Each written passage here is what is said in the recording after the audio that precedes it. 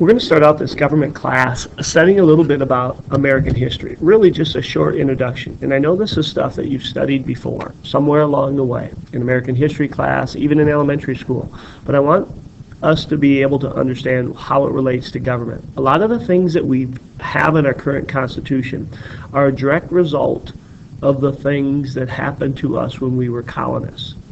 And I think it gives us a deeper understanding if we look at a little bit of history, because it lets us know, oh, that's why it's in the Constitution. That's why we have something about quartering soldiers in the Third Amendment, and so on. So this is where we're going to start with. And again, it'll be a brief introduction, but and a lot of this stuff is going to be reviewed, but we're going to cover it anyway.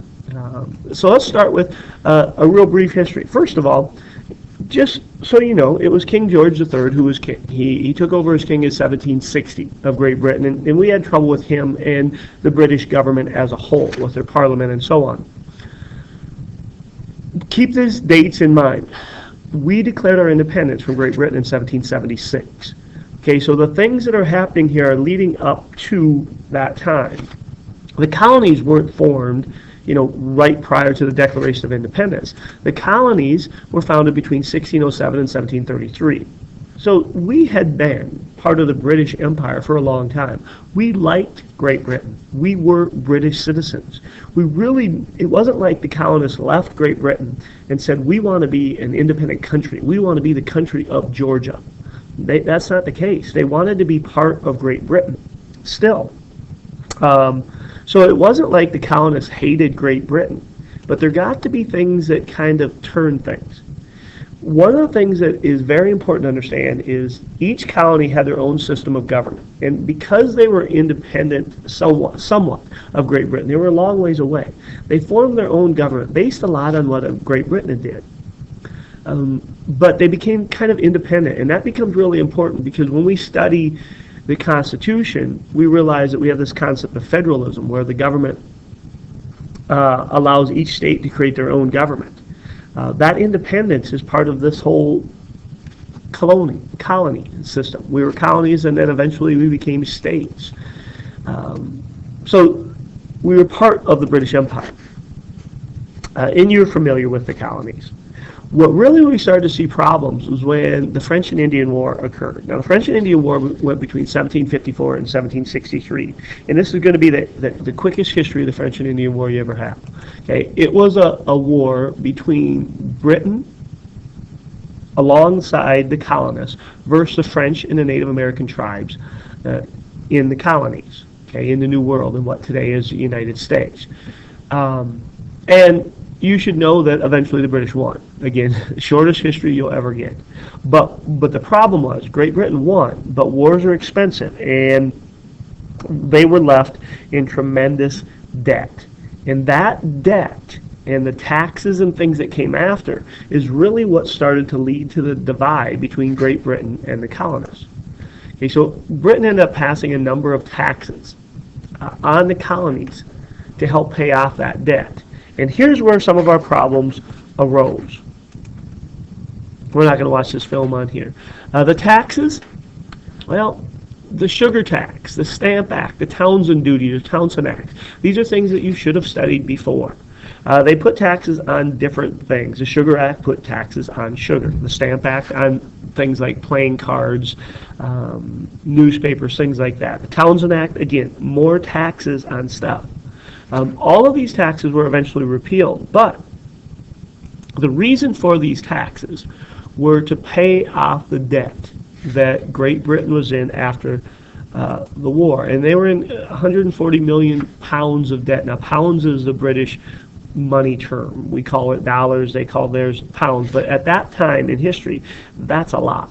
That's a lot of money. Now, these taxes were passed, not on all British citizens, but just British citizens living in the colonies. So it was not a tax that was fair across the empire. Instead, it was focused just on one specific group. Now, when we study the Constitution, you'll realize that in our Constitution, there's a stipulation there that taxes must be uniform across the country, meaning that you can't tax one part of the United States at a higher rate than another part of the United States. Why? Well, because we thought it was unfair that we were being taxed by Great Britain.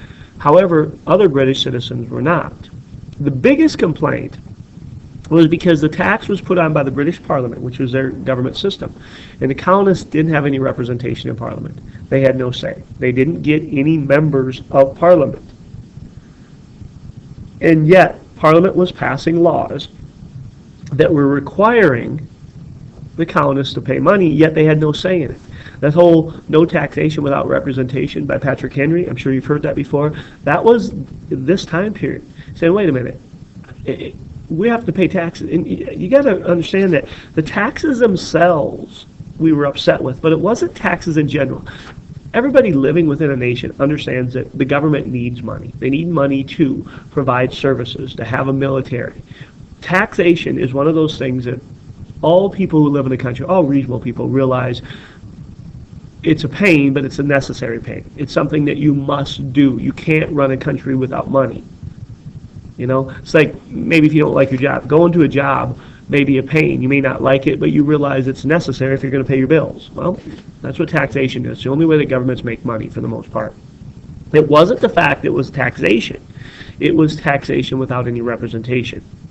That we were being taxed, we felt unfairly, and we had no say. We were not allowed any say in Parliament. Now, the colonists protested. Sometimes turns to violence against some of the tax collectors. And some of these taxes would be repealed. Now, I put them all together, but the Stamp Act was repealed, but then the Townsend duties were passed later. Some of these taxes, they all weren't going on all at the same time. History teachers would be mad that I grouped them together, but I want you to get the overall theme here. Another problem we were having, another thing we didn't like, were the Quartering Acts. Now, there's two separate Quartering Acts. One was passed in 1765, another one in 1774. And what a Quartering Act is a law that requires private homes to provide for British troops, a place for them to stay, sometimes some supplies that they will need. England had 10,000 British troops stationed in the colonies. Those troops were used to enforce these laws that we felt were unfair, these laws that we had problems with because we didn't have any representation. And now we are told, hey, not only that, you got to house these troops that we didn't like. Now, the Third Amendment to the Constitution says that we can't be forced to quarter soldiers. Why is that in there? Directly because of these Quartering Acts that were passed when we were still part of Great Britain. Colonists began to fear a standing army. Now, a standing army is just a full-time army. Now, in the United States, we have a full-time army. But there is this mistrust of a standing army. And the reason people fear a standing army is armies are stronger than the people. You know, if you think of today, even, we have the right to bear arms. That's a Second Amendment right, and that is a direct relationship to our fear of government being too powerful. But truthfully, you have a shotgun. Do you think you can go against the U.S. military with its drones, with its jets, with its tanks, with its missiles? Why should we fear a standing army? Well, a standing army is more powerful than the people.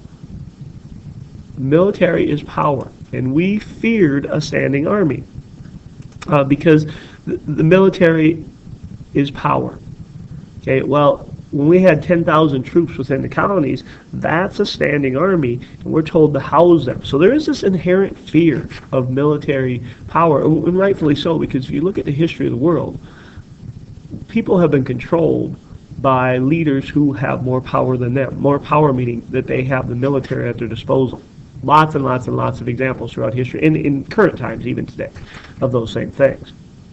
The Boston Massacre happened in March of 1770. Now, I'm not going to spend a lot of time on the Boston Massacre, but what we had was some protests going on. We had a small group of sentries basically out, and some colonists got a little rowdy, started yelling at them, and eventually they opened fire and shot some of the colonists. And again, you can watch this. I have it linked from my PowerPoint, but I'm not going to show it during this lecture.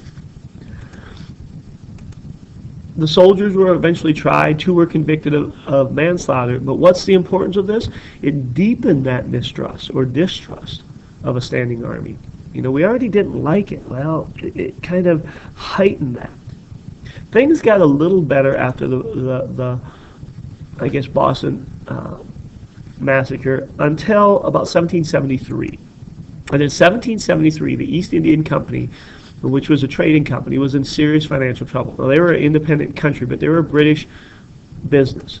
So the Tea Act of 1773 was passed. And the Tea Act gave the British Parliament passed a law that said that all tea coming into the colonies had to be bought from the East Indian Tea Company.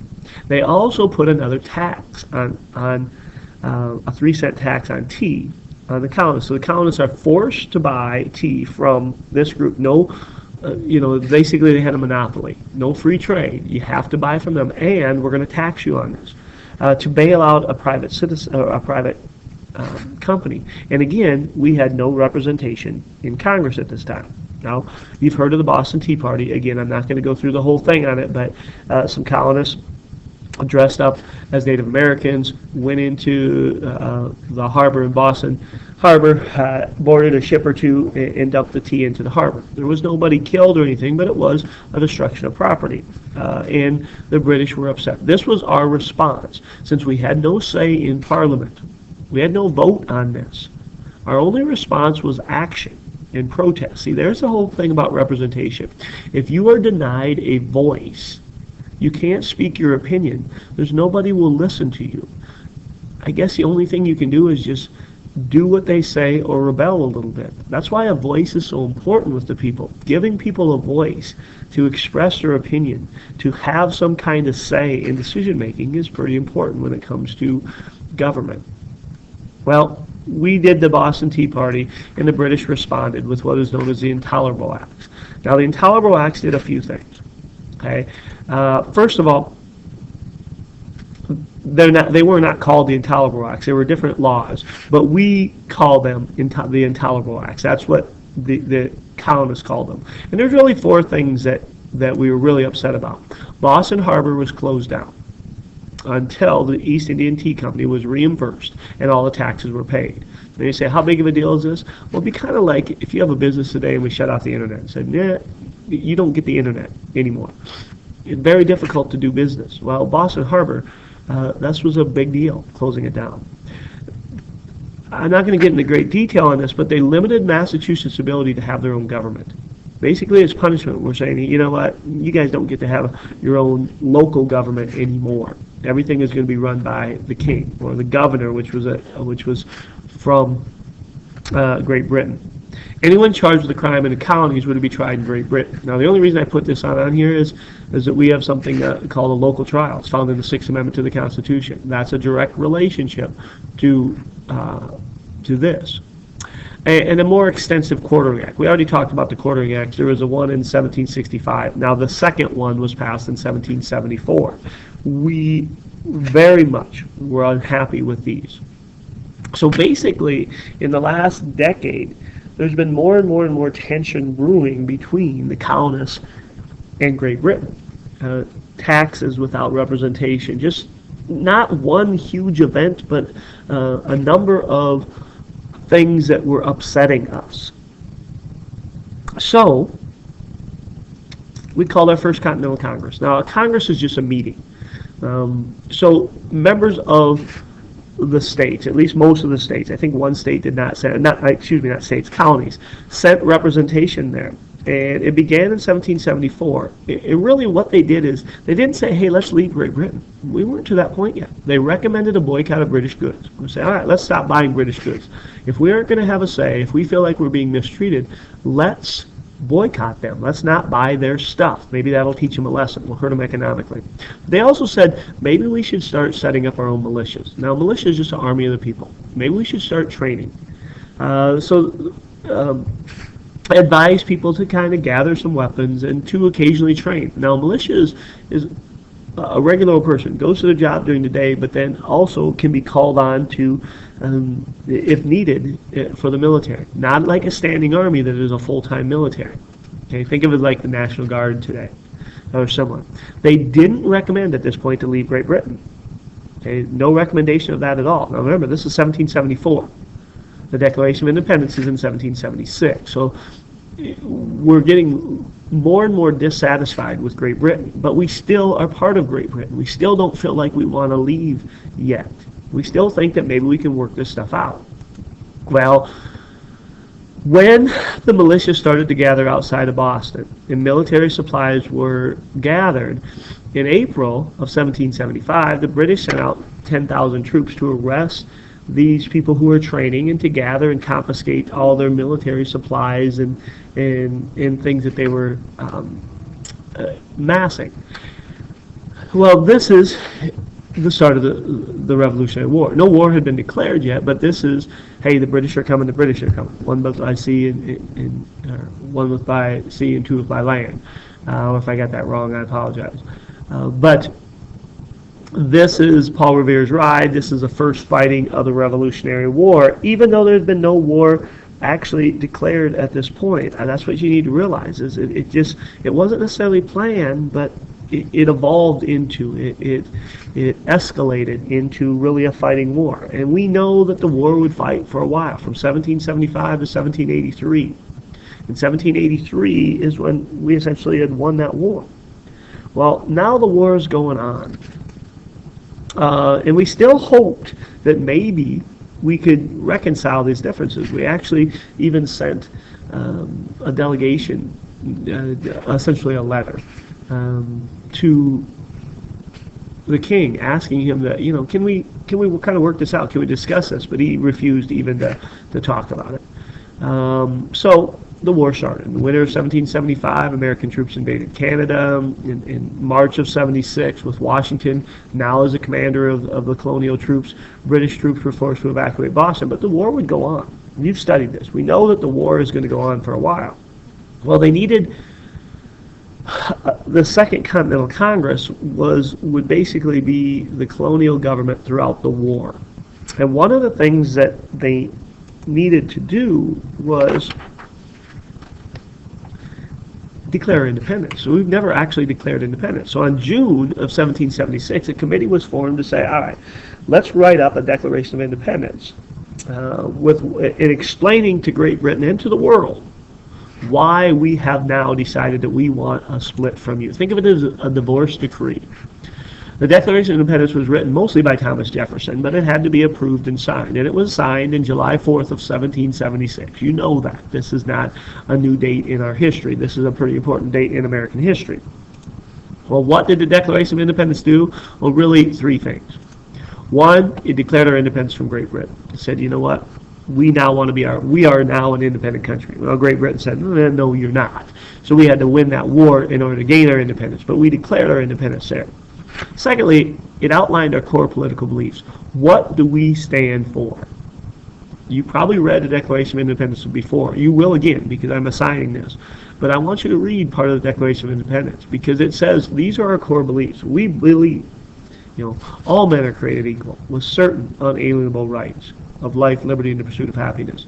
These are things that we believe. These are our core statements. This is what essentially America is founded on, are some of these core beliefs. And then thirdly, it listed the complaints we had with Great Britain.